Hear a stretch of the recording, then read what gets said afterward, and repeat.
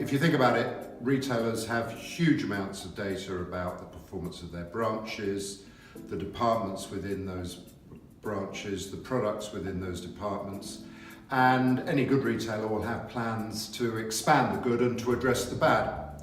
It's nothing like as ubiquitous that those same retailers will have information about their customers, who the highest spenders are, who shops the most frequently, who are the most valuable, who are the most vulnerable, who are most likely to be impacted by a competitor opening.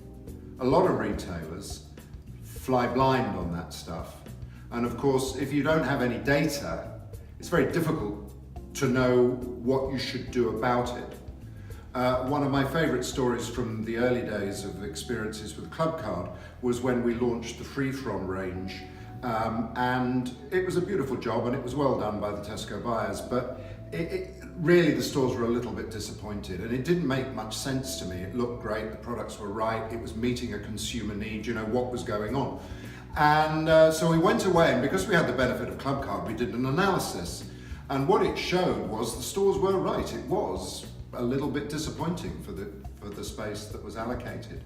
But what we were able to establish was that it was driving loyalty. Some of the people who were buying this product were definitely shopping more frequently. And there were people with new club cards who were buying Free From. So it looked as though it had caused some people to join in the Tesco experience and sign up to Clubcard. When you looked at the thing in the round, what you'd got was a rip-roaring success, something that needed to be invested in, nurtured and developed. When you looked at the thing in isolation, it was something which in the time-honoured way of a slightly disappointing launch in retail would atrophy and shrink. So the difference in what we did about that, because we could see the broader customer viewpoint rather than the narrow one, made a tremendous difference. My summary point is you manage what you measure, and somehow or other you have to have customer data to manage your customers.